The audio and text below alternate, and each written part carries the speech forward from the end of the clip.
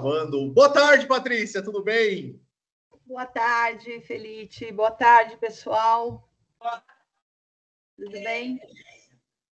Tudo bem, Patrícia. Patrícia, muito obrigado por participar da nossa aula, por participar do nosso projeto, por conversar com esses estudantes que são o futuro do país e o presente também, não é verdade? Sim, com certeza. Com Então, certeza. muito obrigado, seja muito bem-vinda. Sou o professor Felipe Fattarelli, professor de filosofia, projeto de vida, sociologia, mestre em educação, arte e história da cultura. E estamos ao vivo aqui no Colégio Júlio Botelho, bairro da Penha, zona leste de São Paulo, com a melhor turma da escola. Sim! O primeiro ano do ensino médio. Ah, que legal. Muito bom. Baita nova fase, né? Exatamente. Então, muito mais uma vez, muito obrigado. Patrícia, posso perguntar tudo o que eu quiser? Pode, se eu vou responder outra coisa. Mas pode sim. Patrícia, então, dê uma introdução, por favor, quem é a Patrícia Fox para os nossos alunos. Tá, vamos lá. Bom, meu nome é Patrícia, né? Eu tenho 56 anos, eu nasci em 1968, ou seja, eu podia ser mãe ou avó até, né? Em alguns casos, do pessoal que está atrás de você, né? A molecada aí. Molecada é carinhoso, tá? E eu sou filha de músicos, meu pai e minha mãe, eles eram cantores profissionais, né? Cantavam na noite, basicamente, né? Para vocês, né? Para os mais jovens aí, deve ser uma coisa desconhecida, mas nos restaurantes, nos clubes, havia muito. Sempre tinha música ao vivo, né? E com banda, inclusive. Então, eu venho dessa família de músicos desde muito pequena, assim, realmente pequena, sabe? Eu acho que antes de aprender a falar, eu aprendi a cantar, e a mesma coisa serve para minha irmã. E aí a gente cresceu, né? Eu morei muito tempo no centro da cidade, ali na Bela Vista, e ali tinha uma loja chamada Woodstock, tem até hoje uma loja Woodstock, que era ali nos anos 80, era um centro de encontro do pessoal que gostava de rock and roll, né?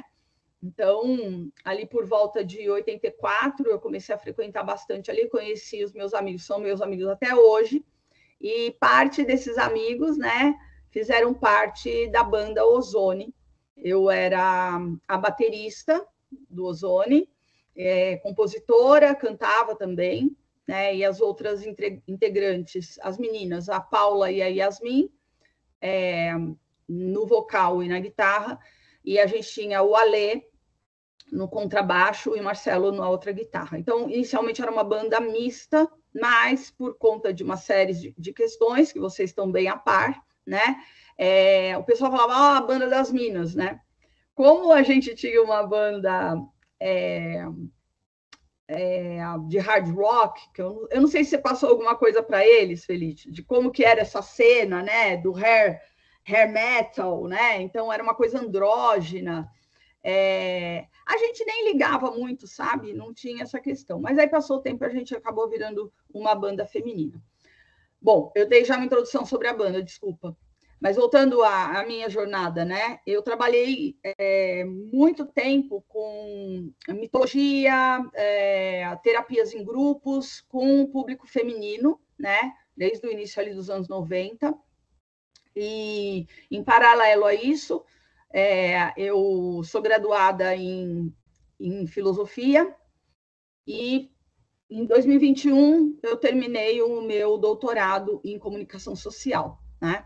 Então, esses mundos da arte e da universidade, do pensamento científico ali, né? Por mais que seja uma área de humanas, sempre correrem ali em paralelo, né?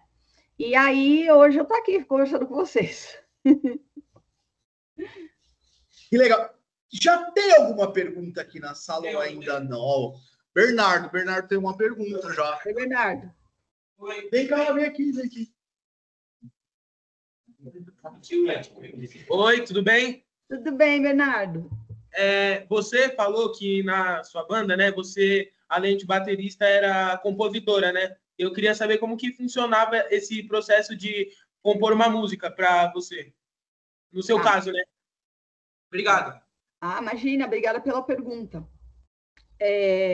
Então, como eu falei para vocês, desde criança eu estava envolvida nessa coisa de música, né? Eu, ali, quando eu tinha uns 10, 11 anos, eu pedi para minha mãe comprar um violão e eu aprendi a tocar sozinha. Nas bancas de jornais, que já é uma coisa rara de se ver hoje, vende umas revistinhas com cifra das músicas. E aí eu peguei o violão era maior que eu, e aí eu aprendi os acordes e tudo mais. Lá naquela época eu já comecei a fazer umas músicas bem assim, simples, né? Uma pré-adolescente, né? Ali de 12 anos, mas já tinha essa veia de querer colocar minha criatividade ali compondo, né? Quando a gente começou com a banda, desde o princípio a gente queria fazer algo autoral, que também era uma coisa bem difícil ali nos anos 80, tá? E aí foi meio natural, né? A Yasmin, que é a minha grande parceira de composição, que é a guitarrista do Ozone, a gente compôs muita música juntas, perdão. E aí depois eu fiz várias músicas sozinha também, né? Inclusive tem música minha no CD, né? Do Ozone, que foi um CD tributo e tudo mais. Então, sobre o processo, tem muito a ver com as influências, né? O que você ouve tem muito a ver com isso, porque ali você vai ter inspiração, né? Como tudo na vida, né? A gente sempre vai ter uma referência, né? Para fazer as nossas coisas, mas detalhe, colocando a nossa assinatura, colocando a nossa identidade, né? E a nossa própria criatividade em si, né? E aí, por exemplo, as letras eram coisas ou que tinham a ver com a cena, né, do hard rock, né? Então falava muito na época, né? Tem temas que eu não quero citar aqui, mas era coisa de ir para balada, né? Que a gente chamava de balada, era ir para um bar de rock, e no caso da gente, no começo era uma coisa muito alegrinha, e conforme a gente foi avançando, né, crescendo, conhecendo o mundo de uma maneira não mais de adolescente, mas como adulto, os temas foram ficando mais densos, né? Então, assim, eu super recomendo, né, que cada um, é natural para o ser humano a criatividade, né? Então, que a gente tenha coragem de arriscar, né? E se jogar nessa coisa da arte, né? Seja compondo uma música, seja desenhando, seja dançando, né? São várias possibilidades aí de arte. Mas o processo inclui meter as caras, né? Realmente. E eu entendo que a cena de música do Brasil, mas não só aqui, ela é complexa hoje. Então, essa questão de referência também é um pouco mais complicado. Mas, se vocês cavarem, se vocês ousarem sair, né, do mainstream, né, ou seja, sair dessa coisa muito apresentada para a gente por grande mídia, né? Essa coisa da publicidade, né? Da indústria musical hoje, vocês vão encontrar pérolas, coisas muito legais de tudo quanto é estilo, tá? Inclusive de funk, né? E sertanejo, que são as coisas que estão na moda hoje, mas também muita coisa boa de rock and roll e música negra, né? Que a gente chama. Tem vários estilos aí também envolvidos, né? Soul music e tudo mais. Então, tem que se jogar. Não sei, você toca algum instrumento, Bernardo? Não toco não, mas eu já tentei aprender alguns já. Então, vamos embora. Eu gostei muito da sua pergunta, sabe? Porque eu já fico observando assim que você tem uma pulguinha, sabe? Aí uma coisa aí de repente, que você nem conscientizou ainda, mas pode ser uma baita potência para você se jogar nessa coisa de criar. Não necessariamente música, né? Mas se for música, melhor ainda, né? Então, Obrigado. Se joga. Patrícia, você falou que é filha de músicos, né? E disse essa questão do processo criativo. Uhum. Por que o hard rock, né? Quais foram as suas primeiras influências para criar o Ozone como uma banda de hard rock? Porque o processo criativo, mas você sofreu também influências de alguém. Ah, com certeza. Bom, como eu falei, eu adorava música, já cantarolava, dançava e tudo mais. E aí, em 83, a banda Kiss veio para cá, né? Acho que todo mundo conhece o Kiss, né? E na televisão, na divulgação do show, aparecia uma cena de um dos clipes deles, que é I Love Too Loud, né? E uma das cenas era o baterista, que é o Eric Carr, que tinha um cabelo, imagina o meu cabelo, mas assim, ó, enorme, parecia uma juba de leão, e aqueles cachos mexia para cá e para cá, e ele tinha uma maquiagem, né? A máscara dele no Kiss era de raposa, explica isso aqui, dá para ver? Sim. Né? Inclusive, eu acabei introjetando essa coisa da raposa na minha vida, tanto é que tem o Fox aí no meu nome, né? E quando eu vi o Eric tocando, detalhe, eu já ouvia rock and roll, porque a gente tinha uns programas de TV que passava muito clipe de heavy metal clássico, Black Sabbath, Uriah Heep e Runaways, né, Joan Jett, que eu amo de paixão. Mas aquela hora que eu vi o Eric tocando, eu virei para minha mãe e falei assim, mãe, eu quero tocar bateria. E eu pirei, sabe? Foi um chamado mesmo, né? Então, o Eric, principal influência, e como o Kiss é uma banda assim, de hard rock, né? Apesar de eles terem músicas eles se adequam a outros estilos, foi natural. E aí começou a vir Motley Crue, Van Halen, a gente ouvia muito Iron Maiden também, né? Então, tanto é que o Ozone ele tem uma identidade assim, é uma banda de hard rock, mas tem uma pegada pesada, algumas músicas mais para o heavy metal, né? Então, como eu amo essa coisa da mistura, do que a gente chama, né, nos estudos aí do imaginário de hibridismo, né, ou seja, de misturar os estilos, fez sentido. Então, foi assim que começou. E vingou, porque a molecada, que eu inclusa, né, também gostava da mesma coisa. Então, era um bando de fã de Kiss que resolveu fazer uma banda. Começou num sonho e virou realidade depois, né? Porque tinha gente que nem sabia tocar. O Ozone deu o primeiro show, eu tocava 6 meses bateria. Tá? Então, foi muito mágico, sabe? Foi bem legal. Eu tenho um orgulho da história do Ozone. É legal isso, porque quando eu convidei o Max Cavaleira para conversar também com a turma, o Max é o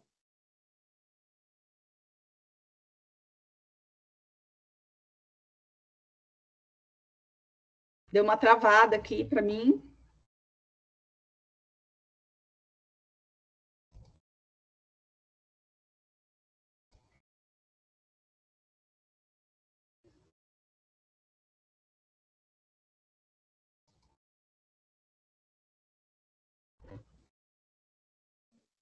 Voltamos. Voltamos. Já estava te passando uma mensagem aqui no WhatsApp. Problema de conexão, normal. Então, voltando, falando do Max Cavaleira, né? E ele comentou também que ele foi ao show do Kiss e quando ele viu tudo aquilo, ele falou assim, é isso que eu quero fazer para mim, né? E o Kiss é fantástico, né? O Kiss, eu acho que ele... É o que eu costumo falar aqui com os alunos, né? Como assim, 4 pessoas juntas, um ideal que você acabou de falar, né? Se jogaram uma ideia e de repente você muda gerações. Eu acho isso assim, espetacular, né? Como a pessoa se sente. Pô, eu mudei gerações, não é uma só, né? Eu acho isso maravilhoso. Então, olha que interessante a sua vida, né? A Patrícia, a partir do momento que viu o Eric Carr, que era um baita de um baterista, né? Nossa, infelizmente faleceu, era um baterista. Faleceu muito jovem, né? Ele tinha 41 anos. E a sua vida, entre aspas, né, teve o início com a influência de uma pessoa. Por causa da arte, eu acho isso legal demais.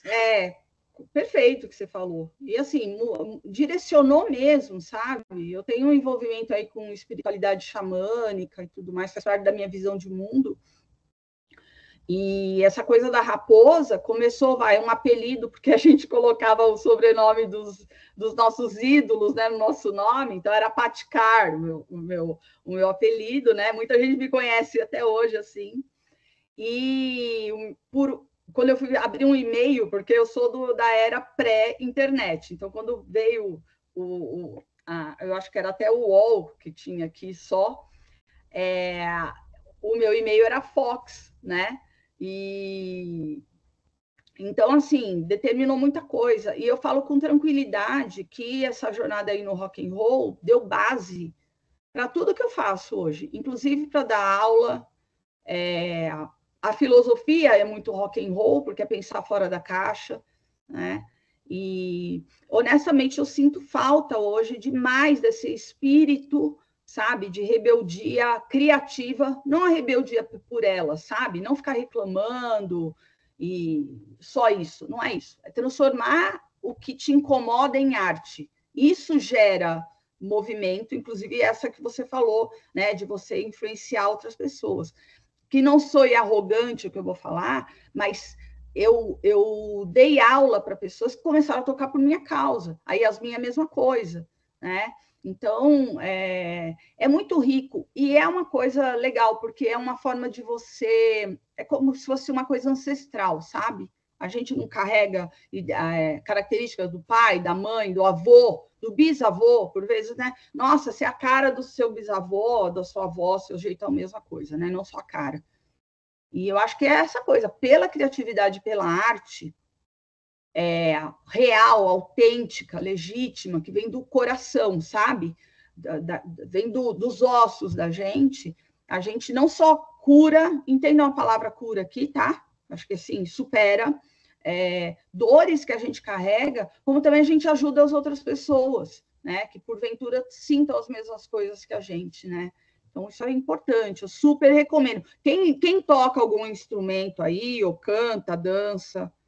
Quem toca? Elô, a Natália, as meninas. Aqui. Meninas. Tá atrás de você, Felice. Levanta uma bunda aqui também.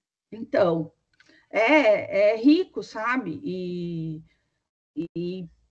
é essencial, na verdade. O ser humano faz arte, gente, desde as cavernas. E a arte dele está aí até hoje, contando histórias, né? Então, é muito importante. Saibam que cada expressão criativa colabora para a cultura de uma forma geral, né? E por isso que a gente tem que ser bem questionador, eu acho, das coisas que apresentam para a gente, embaladas, sabe? Que, claro, arte é uma coisa muito subjetiva, mas também tem uma outra arte que é aquela arte profunda, né? Então, ousem, sabe? É importante. E mais menina que menino que faz alguma coisa relacionada a isso? Sim. Vocês acham? Eu acho que sim, né? Os meninos. Quais meninos tocam instrumentos aqui? Ou dança, ou canta. O Enzo toca bateria, ou qualquer tipo de arte. Pandeiro, gente. Pandeiro tá valendo, entendeu? Não importa. Quem mexe o ombro igual o Silvio Santos, assim, ó.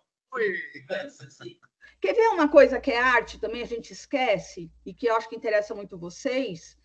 É game, né? Desenhar, criar alguma coisa, que tá bem nessa era, vocês são digitais, né? Então, é por aí, imagina, criar uma trilha de um game, olha que sensacional, né? Então, hoje a gente tem outras guitarras, outras baterias aí, né, para criar também. E ousar e colocar você de verdade, esse que é o lance mais legal, sabe? Eu acho que é bancar quem você é ali e expressar artisticamente, né? Que lindo, né? Bruna, pergunte. Oi. Oi, Bruna. Como foi a aceitação por vocês serem uma banda feminina nos anos 80? Essa pergunta é punk, né? Porque é uma coisa assim que a gente teve que lidar desde o constrangimento dos meninos que tocavam com a gente, né? A banda das minas. Então parecia que eles eram músicos de apoio, né? E a gente não gostava. Eu vou contar uma historinha para vocês, eu não vou ser tão explícita, tá? Mas a gente estava num programa da TV Gazeta, a gente foi se apresentar lá. E o apresentador, no final, ele falou assim, nossa, que legal, uma menina que toca bateria, né? Que diferente. E eu, como fui sempre bocuda, né? Mais naquela época, eu virei ao vivo na TV e falei assim, olha, por quê que é diferente? Por acaso eu precisaria de um membro que eu não tenho para tocar bateria ou 2 braços e 2 pernas são suficientes? Eu falei isso, claro que de uma forma bem mais, né? Então, a gente sempre, e é uma minha visão de mundo, tá? Eu já não me denomino como feminista, mas essa questão das mulheres, ela é muito importante para mim. Conforme a gente vai crescendo, a gente vai se descolando dos ismos, né? Como diz o Carl Jung, né? E você vai ficando cada vez mais você. Mas a gente sempre fugiu dessa coisa da banda de menina, né? Mas teve uma hora que a gente teve que abraçar isso também, né? Porque, afinal de contas, o Ozone foi a primeira banda de hard rock aqui no Brasil, com mulher, né? Com música autoral e tudo mais. Depois vieram algumas poucas, porque o meio do heavy metal hard rock é muito machista, muito. Vocês não têm ideia, né? Isso tem referências espetaculares, tá? De mulheres importantes na história do rock and roll. Suzy 4, procurem, vale a pena. Suzy 4, as Runaways, que era uma banda que a gente se identifica para burro, porque eram adolescentes também, uma banda de mulher, som maravilhoso. O John Jett, que vocês devem conhecer, I Love Rock and Roll, já ouviram essa música, né?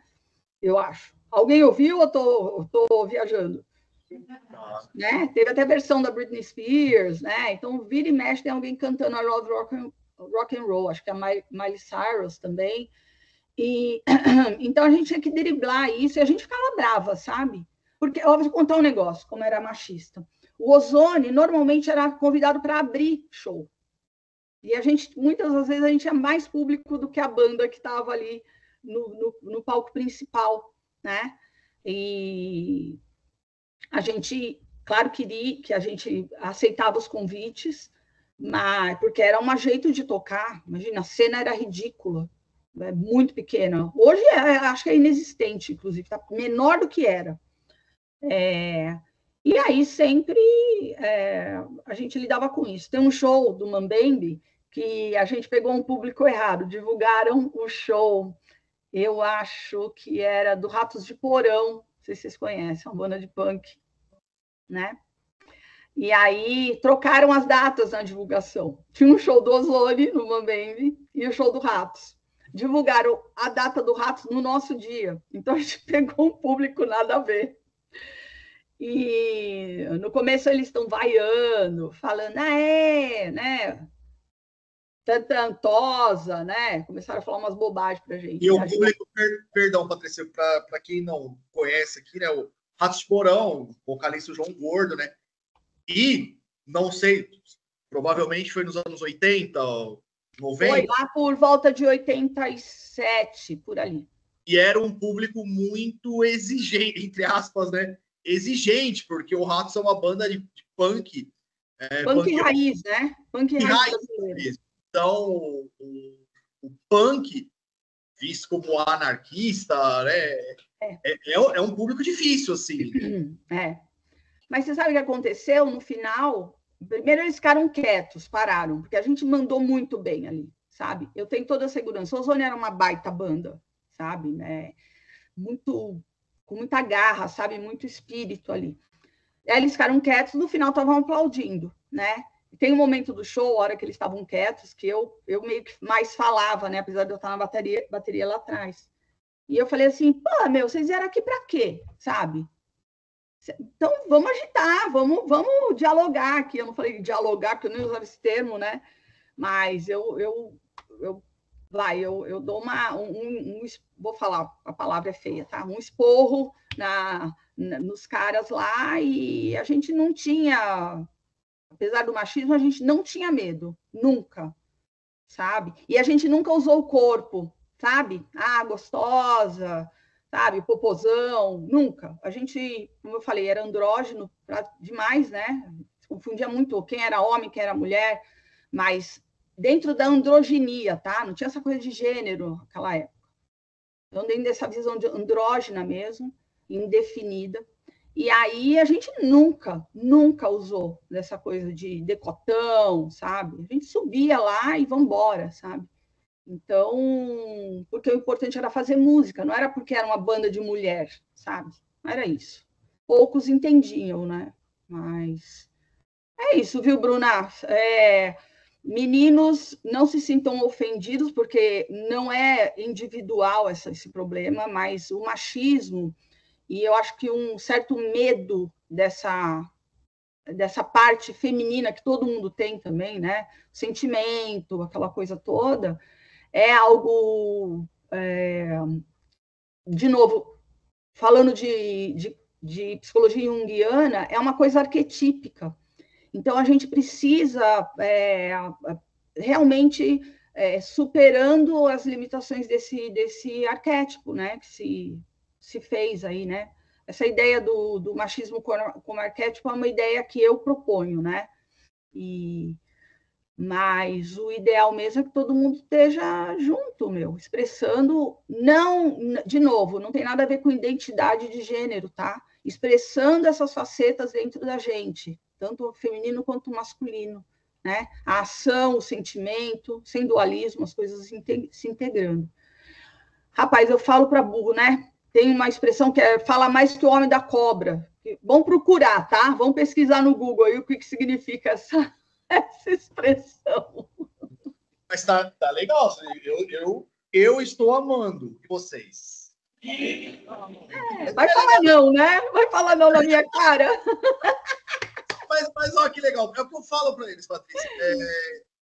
É muito bom conversar com pessoas que vivenciaram determinadas situações. Você é a pioneira no movimento rock and roll até aqui, né, no Brasil. No final da ditadura, um período difícil, o rock and roll extremamente machista, que até hoje nós sabemos que ainda é, e o hard rock é um estilo extremamente, você falou dessa questão da androginia, né, os cabelos, mas sempre assim, foi muito machista, sempre essa questão do homem ter a virilidade, mesmo com batom, mesmo aquele cabelo, mas tinha que ser o pegador, né, entre aspas, e vocês ali tocando o rock and roll, né, e sobreviveram a isso, e são lembradas pela música, isso que eu acho legal. Fantástico isso aqui. A Bruna levantou a mão aí. Perguntas, cadê? Bruna de novo? Pode, vai lá. Como que você entrou pro projeto Chega Prédios? Ah, é? Que pergunta legal! Vamos lá. Eu comentei, né, com eles. É uma turma, são duas turmas aqui. Na verdade, é um primeiro ano da primeira série do ensino médio. E à tarde são os itinerários formativos. Então, uma turma vai para ciências exatas e outra para ciências humanas, que é a mais legal, que é a minha turma. Brincadeira. E aí eu comentei, né? Nós falamos dos patrimônios, da identidade, da memória. E quando você enviou o movimento, né, Cheiro de Prédios, eu comentei com a turma, eles acharam super interessante. E aí a Bruna agora vem com essa pergunta maravilhosa e gostaria que você respondesse. Nossa, obrigada pela pergunta, porque o Chega de Prédios ele começou em 2014, quando mudou o plano diretor aqui na cidade, que é o plano que deveria, né, fazer uma... é meio redundante, tá? Mas é um plano que planeja o que vai acontecer na cidade, principalmente nessa questão urbanística, de moradia, e tudo, mobilidade e tudo mais. Então, o plano de 2014, a gente tem que lembrar que a gestão ali era do Haddad, tá? Eu estou citando isso, daqui a pouco eu explico por quê. E, assim, começou um inferno em São Paulo, né? Então, bairros bem tradicionais, com muita natureza, bairros horizontais, né? Que são necessários também, foram sendo verticalizados. E isso me doeu muito, porque não era nem a questão das casas, era a questão dos quintais, dos animais, né? A gente tem uma flora e uma fauna silvestre urbana muito rica, tá? E às vezes a gente nem vê, mas abram os olhos, né? Para os olhos que veem mesmo, né? E aí, bom, chega agora em 2024, eu reativo isso no Instagram, porque eu mesma moro numa casa aqui na Vila Mariana, perto do Parque da Aclimação, tá? É um sobrado. Quando fala Vila Mariana Aclimação, acho que só tem casarão, só tem gente rica aqui. Não, não é. A gente tem uma baita diversidade, tem uma comunidade na Rua de Baixo, aqui tem 25 famílias, tá? Há 50 anos aqui, eles também estão sendo pressionados a abandonar a sua casa, tá? Lá no Chega de Prédio, vocês vão ver, tem várias informações a respeito disso, assédio, importunação, agressão ao meio ambiente, por aí vai. Então, não é que a gente seja contra prédio, é a forma com que está acontecendo. E nos últimos anos, com a gestão veio o Kassab, o Covas, que faleceu, aí o Nunes, que era vice, assume, o Nunes de novo agora, a coisa só apertou, porque o poder público, vereadores e tudo mais, os maiores financiamentos de campanha são feitos pelas construtoras. Então, vocês imaginam por quê, né? Por que será? Então, tem um lobby.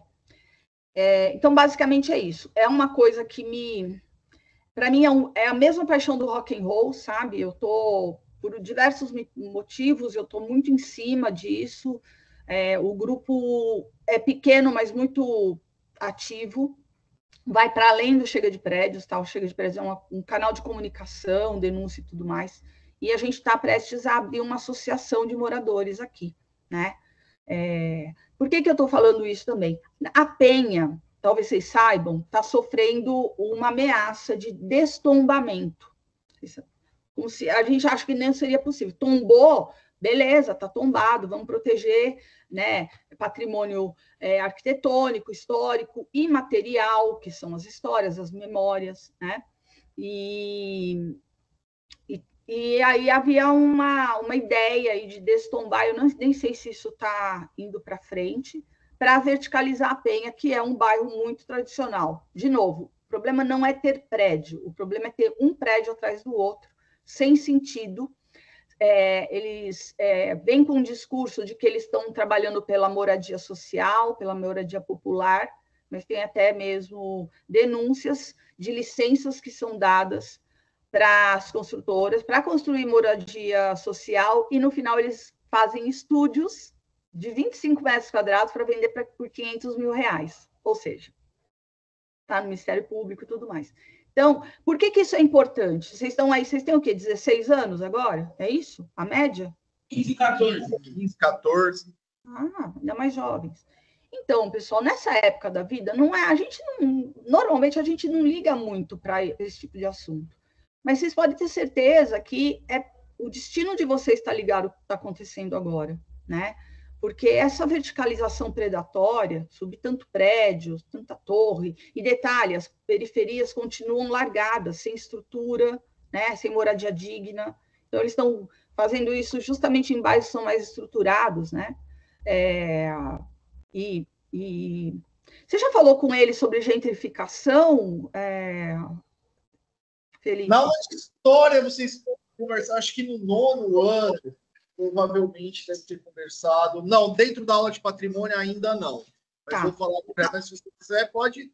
Eu vou tentar falar em uma frase. Gentrificação é uma substituição de população e encarecimento de um local, tá? Então, num bairro que você tem, por exemplo, classe média baixa, isso o processo de gentrificação envolve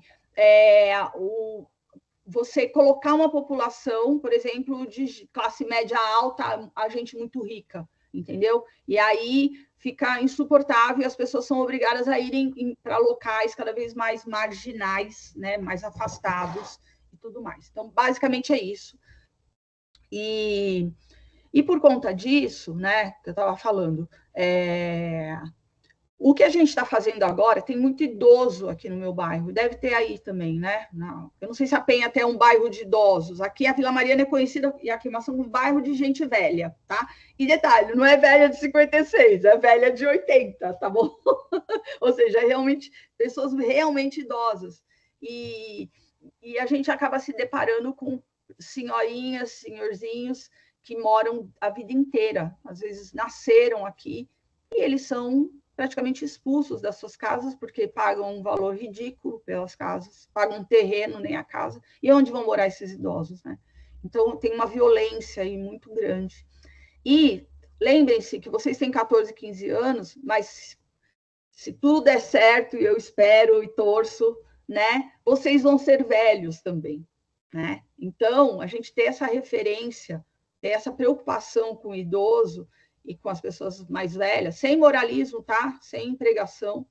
Mas lembrem-se que eu sou vocês, né? Amanhã. Então, ou ainda vocês são... Bom, vocês entenderam, não vou me enrolar aqui. Mas tem essa consciência e de proteção também do patrimônio. Felice fala muito isso para vocês, eu não vou chover no molhado. Mas, assim, é essencial que a gente se preocupe, porque é o destino do lugar em que a gente mora, sabe? E é animal isso, né? A toca, né? De todos aí, a gente é bicho ainda, que eu saiba, né? A gente é animal ainda, é instintivo e natural, né? Então, eu vou fazer uma provocação. Não acreditem nesse tipo de ideia, não tenha nada e você será feliz, tá? Não acreditem nisso. Porque na entrelinha dessa frase tem: nós teremos tudo, e vamos entregar isso na porta da casa de vocês. Ou seja, você tira a autonomia das pessoas, né? E a população fica condicionada a um poder ali superior de gente que a gente nem sabe se tem cara. Não vou falar nem sabe a cara, se tem cara, né? Então, isso vale para todo mundo, independente de classe e tudo mais, né? Então, a gente tem que brigar juntos por condições justas para todos, né? Inclusive para a classe média, para a classe baixa, e também uma consciência aí para quem tem mais grana, né? Acho que é isso. E isso que é legal, né? Que você disse, com 14 anos, hoje, a molecada, né? Com 14 anos, tem uma ideia diferente. Quando eu tinha 14 anos, porque eu era muito apegado também a essa questão da origem, né? Da casa dos meus pais, a origem do meu pai, o terreno, tudo aquilo. Hoje é diferente. Por quê? Porque hoje até a questão família, ela se transformou. Sim. Então, muitos querem sair das casas e irem para outro lugar. Mas mesmo nesse outro lugar, tem uma identidade, tem história, que é o que eu falo para eles. Tudo tem história. As nossas primeiras aulas, nós assistimos Narradores de Javé, né? Que é um filme fantástico. Uhum. E é uma história... Ela termina em um lugar, mas vai começar em outro, né? Uhum. E eu falo para eles, né? Mantenham essas origens. Uhum. E agora eles estão começando a enxergar de uma outra forma. A primeira turma de patrimônio, de patrimônio cultural aqui no Colégio de Botelho, isso há 2 anos atrás, eu falava para eles guardarem ingressos de shows, porque hoje é tudo digital. Então eles começaram a guardar até papel de bala. Aí uma menina trouxe que ela discutiu com a tia, porque queriam vender a casa aqui na Penha para a construção de prédios. E ela discutiu com a tia, ela falou: não, tia, não vamos vender a nossa casa. Que legal. Desse jeito, lembra ela começando, a nossa memória vai ser apagada, vai vir um prédio, são várias famílias. Fiquei arrepiada. Foi mesmo. Me toca muito isso. Toca mesmo. E agora eu sinto, quando essa turma aqui, eles já começam a trazer objetos. Professor, olha o que eu tenho, olha a minha mãe. A Natália trouxe uma máquina digital. Né? Para a gente, hoje já uma máquina digital é obsoleto, né? Mas olha, minha mãe tirava foto, então tira foto, registra, guarda. Você tem história para contar. E hoje eu acho importantíssimo esse movimento de vocês, né? Porque de vocês, nosso, né? O movimento Nossa, é de todo mundo. todos, né? Eu acho importante. Até mandei para você, né? Aquela reportagem mostrando os prédios ocos, né? Ocos, entre aspas, porque é uma construção absurda. E tem tanta gente para morar assim? Não, é especulação. A especulação imobiliária está se formando uma bolha imobiliária, ou seja, as pessoas estão aceitando permuta, trocar sua casa, você vai ganhar 5 apartamentos. Na verdade, você está ganhando 5 buchas, porque os imóveis eles são lançados por um preço, normalmente o dobro do metro quadrado do que eles oferecem pelas casas, e tem casos e casos aqui de prédios que lançaram R$22.000 o metro quadrado e estão vendendo por 14 agora, porque não vende. Então, tem o pessoal que está investindo, acreditando nas ilusões. Posso até mandar um vídeo para você, de um especialista do mercado, para o pessoal aí saber. E quanto à história, tem uma frase que várias pessoas trouxeram essa ideia, tá? Só sabe para onde vai quem sabe de onde veio, né? Então, para a gente, até para a questão da nossa identidade, né? A gente, no autoconhecimento, que é uma palavra que está banalizada hoje, mas que é essencial, conhece a ti mesmo, né? Um lema aí da filosofia, né? Então, conhecer a ti mesmo inclui você saber a história, não só da sua família, mas também das suas origens coletivas, vamos colocar dessa forma, né? E de verdade, pessoal, nessa idade, 14, 15 anos, a gente está tentando entender, eu não vou falar nem quem, é o que a gente é, tá? Entendam o que eu estou falando, tá bom? Não é nem quem, a gente não está indo no quem, é o que, né? É rico demais, assim, eu amo, sabe? Eu tenho uma adolescente em casa, tá com 17 anos, está no 3º ano, então acompanhar essas mudanças é uma bênção, sabe, para mim. E conforme a gente vai envelhecendo, a gente vai querendo saber quem a gente é mais profundamente. E eu vou falar da minha experiência, mas algo que também eu observo nos grupos, né, que eu conduzia e tudo mais, observei. Ter essa referência e se reconhecer no ancestral é incrível, como você passa a se entender também, sabe? Então, talvez não seja para agora, né? Nesse momento, mas que bom ter esse tipo de disciplina hoje, né? Que você conduz aí, porque vai trazendo essa consciência para a gente. Tá nos contos de fadas, sabe? Aquela coisa da avó que chega e aconselha, né? E que eu lembro sempre da Mérida, né? Do Brave, da Disney. Vocês devem ter assistido esse desenho, né? Quando vocês eram piticos. Assistiram? A Mérida, né? Ou até, vamos falar do Senhor dos Anéis, que vocês também devem ter assistido. O Star Wars também. Vocês percebem que tem uma figura de um velho ou velha que está ali sendo o tutor, né? Sendo o mentor, a mentora daquele herói que cada um é, né? Então, não sei se você já falou de Campbell para eles, mas procurem a Jornada do Herói, porque é um mapa para a vida, assim, é muito legal, sabe? Está nos filmes, não precisa ficar lendo teoria só, sabe? Então, fazer essa ligação, abrir os ouvidos para a história, para o patrimônio, até aconselhando, como aconteceu com o caso da sua aluna, né? Que vira para a tia e traz esse tamanho de reflexão, né? Ajuda também para o pessoal que é adulto, até da minha geração, que não se preocupou com isso, né? Então, é muito importante, mesmo. sabe? Sem querer ter um tom professoral aqui, mas é de ser humano para ser humano, sabe? Vale muito a pena. Patrícia, podemos mais alguns minutinhos?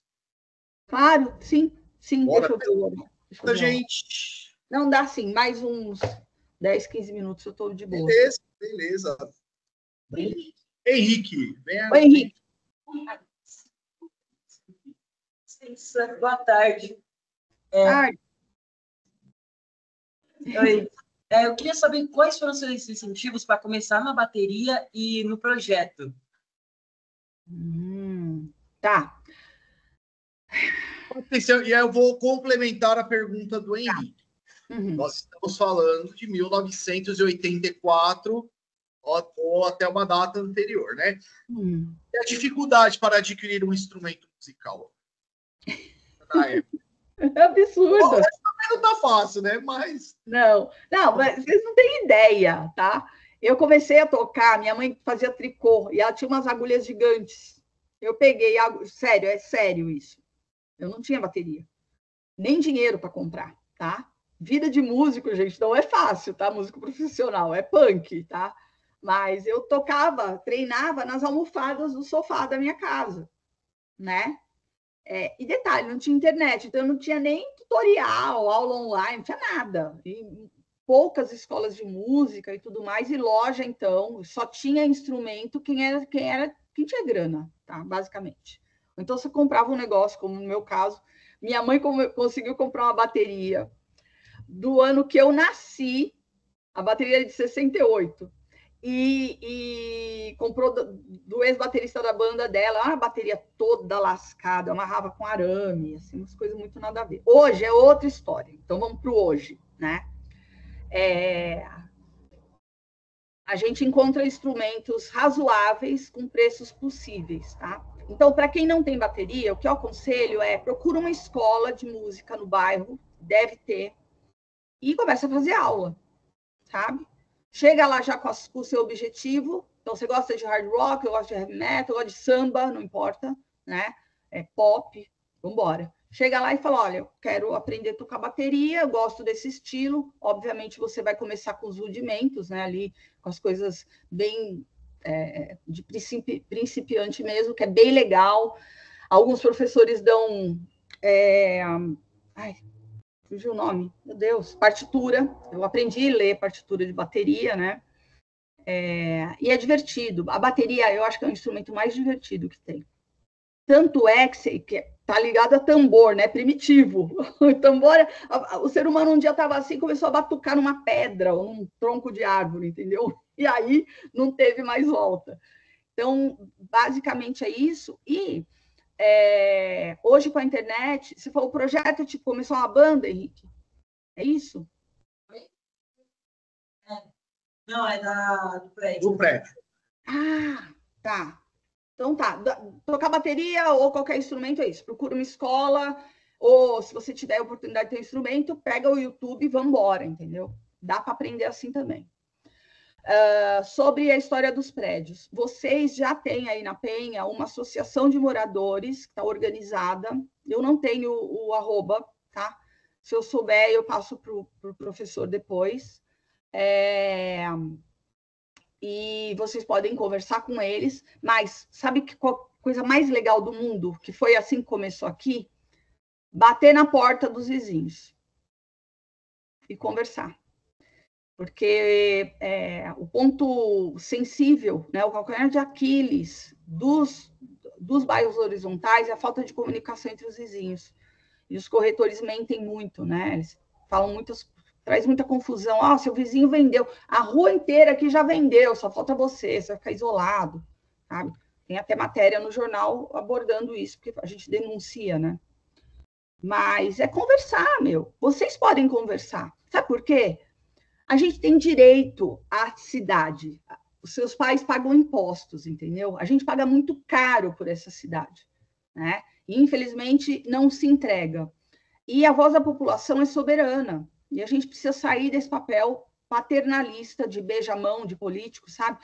Vem aqui me ajudar. Não, eles trabalham para a gente, ponto, sabe? Isso está dando liberdade para a gente de sair de polarização e tudo mais. Tá lá, eu não votei na pessoa. Tá na prefeitura, é meu prefeito, eu vou cobrar, entendeu? Votei, é meu prefeito, eu vou cobrar. Eu não votei para proteger os caras, entendeu? Não é time de futebol. E minha visão, tá? Cada um tem a sua, claro. Então, conversar. Como eu estava falando direito ao bairro, por que as praças estão abandonadas? Na nossa geração tinha campo de futebol ali num terreno, não é, Felipe? Não sei se você pegou isso. A molecada se reunia, ficava o dia inteiro na rua jogando bola, entendeu? Empinando pipa e mais um monte de coisa. Então, se apropriar da paisagem também é um bom começo. Perdão, deixa eu... Aqui na Penha tem algum campinho? Eu sei que na Ticoatira ali tem... Aqui perto de uma quadra abandonada. Porque nós estamos próximo ao metrô. Do lado do metrô. Aqui ainda tem a praça, mas... Tem um campo aqui que de domingo, assim, ele fica aberto para jogar. E do lado, assim, no mesmo lugar do campo, mais para lá, assim, tinha uma quadra abandonada, vamos dizer assim. Aí tiraram o gol, colocaram um gramado sintético lá e agora vai... Tem um campo, assim, esse do lado do metrô, né? Isso é. Que é da família. Tem um que é da família do próprio Júlio. Porque nós estamos com o Júlio Botelho. O Julinho Botelho foi jogador, né, da seleção brasileira, jogou no Palmeiras. Então a família abriu a escola em 2007, foi isso? E então, você vê, o bairro da Penha, além de ter essa questão, né, ter a igreja, ter o Largo do Rosário, nós temos também um dos maiores jogadores de futebol da história do futebol, né, daqui do bairro. E o bairro não preserva isso, me deixa muito irritado, porque nós temos o nome que lá em Firenze, que ele jogou também na Fiorentina, ele é conhecido como o maior jogador da Fiorentina. E aqui na Penha, segundo a Graziella, né, que é a diretora da escola, parece que tem uma praça aqui que leva o nome do Julinho só, é uma praça que está um pouco abandonada, segundo a diretora. Então, os campos já era, né? Não tem mais o que fazer, né? Infelizmente, assim. Mas a gente pode resgatar. A gente está num processo de adotar a praça aqui na frente de casa. Na frente, né? Aqui pertinho. E dá certo, gente. Eu consegui, por meio do Instagram, imagina, o subprefeito da Vila Mariana veio aqui. Porque tem árvore com tronco cimentado, a praça estava abandonada, sabe? Umas coisas... Abandonada não, sendo destruída por justamente a demolidora, que está construindo um prédio absurdo aqui numa área de aterro, tá? E eles vieram, limparam, fizeram a jardinagem e vocês vão olhar lá no Instagram, @chegadeprédios, né? Propaganda. Eu vou diariamente lá e monitoro a praça. Sabe? Nossa, mas não tenho o que fazer. Não, eu tenho muito o que fazer. Inclusive, cuidar do território em que eu moro e vivo. Porque vocês conhecem a teoria da janela quebrada? Já falou com ele sobre isso? A teoria da janela quebrada é o seguinte. Tem uma vizinhança, né? Alguém vem e quebra uma janela. E aquela janela não é consertada. A tendência é que outras janelas sejam quebradas. E que a região se deteriore, né? Então, é a mesma coisa, você viu um lixo ali, sei lá, um resto de marmita ou qualquer coisa ali, no pé de uma árvore, vocês podem ter certeza que vão colocar mais lixo ali, porque é como se você estivesse autorizando, entendeu? A deteriorização. Falei certo, deteriorização, acho que tá certo, né? Então, é se apropriar, cobrar a subprefeitura. Olha, a praça está abandonada aqui, a gente quer fazer um projeto, tem editais, inclusive, para isso, tá? A gente quer fazer um projeto para a molecada aqui, a gente quer homenagear o jogador que foi um dos maiores, entendeu? Isso qualquer pessoa pode fazer, gente. Isso que é o legal. Vocês podem fazer, sabe? Claro, no meio de uma pessoa maior de idade.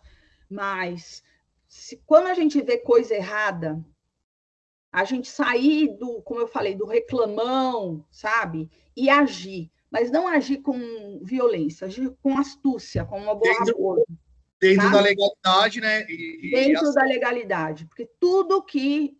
Agora vou ser bem rock and roll, tá? Tudo que o sistema quer, é que a gente seja marginal, que a gente quebre a lei, para eles terem argumento para não mudar, né? Para eles não mudarem. Então, de forma... Hoje a gente tem um mundo para pesquisar. Tá? Joga no ChatGPT, joga no Google e vê. O ChatGPT sempre questionem, tá? Mas joga ali, pesquise e se aproprie. Vocês têm uma força de vontade hoje, sabe? Eu sei que tem um niilismo hoje no mundo, né? Que é um vazio, mas esse vazio não é humano necessariamente. Então, corram atrás, tá? Vocês conseguem, cada um. E vocês podem ter certeza, assim como teve o lance da janela quebrada, cada boa ação, uma árvore que você planta, uma flor que você coloca ao redor e tudo mais, inspira outras pessoas a fazerem o mesmo, né? É o espírito colaborativo e humano. O humano só existe até hoje, né? Porque nós sempre tivemos essa consciência de grupo, da força do grupo, né? Então, saber o papel do indivíduo, mas conectado a um centro ali, um objetivo comum que vai atrair mais gente. Meu amigo aqui está até dormindo, coitado, judiação. Aí, acordou agora. Acordou. Nada contra, viu? Dormir é essencial. Desculpa a minha chatice aqui. Não é isso não. Patrícia, ficaríamos horas. Eu estou sem palavras, de verdade, assim. Legal. Que papo rico, gostoso. Eu falo para vocês, né? Como é gostoso conversar com pessoas inteligentes, com histórias interessantes, com conhecimento, porque é uma aula fantástica, mas é uma conversa, é assim que nós aprendemos, né? De uma forma leve. Então, eu amei. Nossa, muito obrigado. Eu que agradeço. Feliz. Obrigada. E a Bruna, acho que ia fazer uma pergunta, eu não sei. Mas, Patrícia, todo mundo que participa da nossa aula, eu coloco uma brincadeira no final, para você escolher o que é melhor, entre uma coisa ou outra. Fique à vontade para responder, se não quiser, também não precisa. Mas deixa eu abrir o meu pendrive. Vamos lá, tem tanta coisa aqui. Prova do primeiro, ABC. Até as provas. Vamos lá. Deixa eu ver se eu salvei direito, né? Se eu salvei errado, aqui. Avaliações de vocês. Aqui, Patrícia. As provas já foram, então. Pronto. Vamos lá, deixa eu compartilhar. Uma janela, uma guia. Uma janela aqui. Compartilhar. Patrícia, veja se apareceu para você quem é melhor. Você sumiu aqui para mim. Foi, tá aqui. Tá na minha tela. Beleza. Aí fique à vontade para responder ou não. Vocês também, tá, gente? Respondam, é legal. A primeira pergunta eu acho que é uma sinuca de bica, hein? Eu coloquei a Ozone e a Cripta, né? Que é uma banda atual. É um estilo diferente, mas é uma banda hoje mundialmente conhecida, brasileira, formada por mulheres, né? Mas gostaria que você comentasse algo. Eu não conheço. Cripta? Isso. Eu mal consigo ler o logotipo aqui. Talvez uma limitação minha. Mas eu não conheço, eu não posso opinar. Então, é Ozone, ponto. Eu só não vou falar Ozone se você colocar Joan Jett, as Runaways, a Suzy 4 aqui. E eu ia colocar, eu falei, vou pôr a Joan Jett. Aí eu mudei, eu falei, não, vou colocar duas brasileiras que são fortes, né? As pioneiras e as atuais, né? Super feliz que tenha mais banda. Né? Vamos lá. Vinil ou CD? Puta, Spotify. Tô brincando. Tem um romantismo com o vinil, eu tenho meus vinis até hoje, né? Não tenho toca-disco, que é ridículo, né? Tenho todos os meus CDs também. Por qualidade de som, remasterização e tudo mais, CD. pelo rock and roll vinil. Só que o Spotify ele é mais fácil, né? Spotify meu, eu amo a internet. Eu amo. Eu também, é uma qualidade fantástica, né? E eu falo que é pro bem e pro mal, porque a internet é a bestinha do apocalipse. Eu brinco, tá? Eu brinco com isso, que é a bestinha do apocalipse, mas a gente tem que lidar com ela, né? Vocês não gravaram discos oficiais quando só EPs? Não, não foi nem EP, eram fitas demo, né? Fita cassete, que você nem colocou aí, porque é pré-histórico também. Mas a gente não gravou. Essa capa de CD que você mostrou aí, do Ozone, inclusive, pessoal, eu sou a primeira à esquerda, tá? Olha o tamanho da juba. Peraí, eu volto lá. Ai, meu Deus. Não. Eita. Dei spoiler. Uou. Deixa eu só falar uma coisa sobre essa banda, que é o seguinte. Apesar de eu ter falado que o Ozone é melhor, porque também é o que eu conheço, e eu não gosto de todos os estilos de rock and roll, tá? De heavy metal, as coisas muito pauladas. Eu toquei no Volcana também, bateria, durante um tempo, mas não é o som que eu ouço, tá? Mas eu fico muito feliz que cada vez mais mulheres estejam, e é uma coisa natural, né? Que deveria ser. Então, eu super honro e cumprimento aí as meninas por estarem fazendo isso, coisas que o Ozone, por conta também de um contexto histórico, não avançou tanto, né? Mas vamos embora, meu, que venham muitas criptas por aí, entendeu? Olha que frase problemática, hein? Muitas. Patrícia, só adorei. Algum convite para vocês terminaram, assim, a Ozone... Sim, a banda, assim, esse ano a gente faz 40 anos de banda. E não tem uma vontade de fazer um show, uma live? Então, nada. A vontade tem, mas a minha irmã está bem afastada, ela é a vocalista, e com duas pessoas, eu e Yasmin, que sempre fomos as líderes, né, da banda, fica complicado, e a gente tem uma coisa, sempre tivemos no Ozone, o Ozone é o Ozone. Então, a gente teve até outras formações, mas elas não vingaram. Então, a gente tinha uma ideia de fazer um show de celebração, né? De 40 anos, chamar todo mundo que já tocou no Ozone. Mas, gente, imagina os vovô aí, né? Vovô e vovó, né? 56 anos, a vida, lidando com ela, fica difícil. Cada um mora num lugar, então é muito complicado. Aproveitem que vocês são adolescentes, façam as coisas agora, porque depois que chegam os boletos, meus amores, a coisa fica um pouco complexa. Patrícia, jogo da velha ou stop? Eu amo stop. Puta, stop 10-0, assim, amo. Aí, ó, essa nós já sabemos a resposta, né? Casa ou apartamento? Não precisa nem ser essa casona aí, viu? Não precisa nem ser tão lindona assim. Casas, quintal, sempre. Ringo Starr, com certeza. Sempre. Amo o Charlie, mas o Ringo é o meu amor. O Ringo é o pai do Eric Carr, é o pai de um monte de gente. Entendeu? Então, ele é meu avô.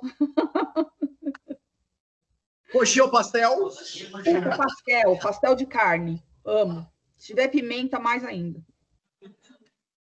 E por fim, pode honestar. Odeio os dois. Nunca gostei. Detesto.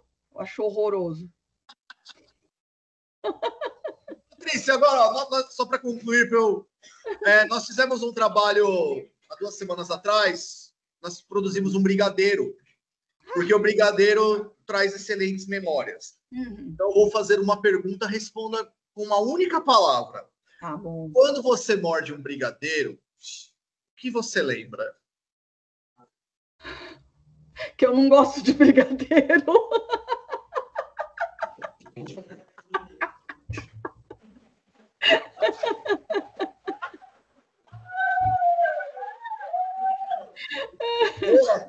Boa. Adorei. Quem fica? Vamos tirar uma selfie todo mundo. Vem cá, vem cá, vem cá. Ai, deixa eu falar que eu amei, quero mais. Amei, eu amo vocês. Olha, essas carinhas, esse olhar brilhante, sabe? Cadê?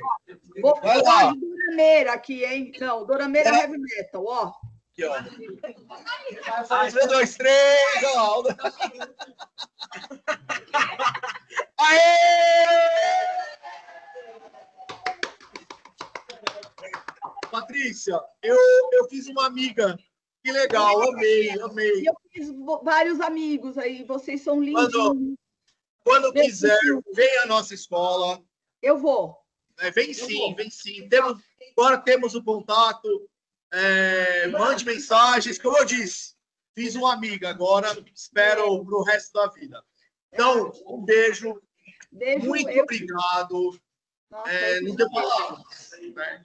Ó, oxigenou, viu? Oxigenou. Vocês têm esse poder, viu? Molecada tem esse poder, coisa linda. Muito, muito obrigada. Beijo, vou parar a gravação, vou desligar. Beijo. Beijo. E rock and roll.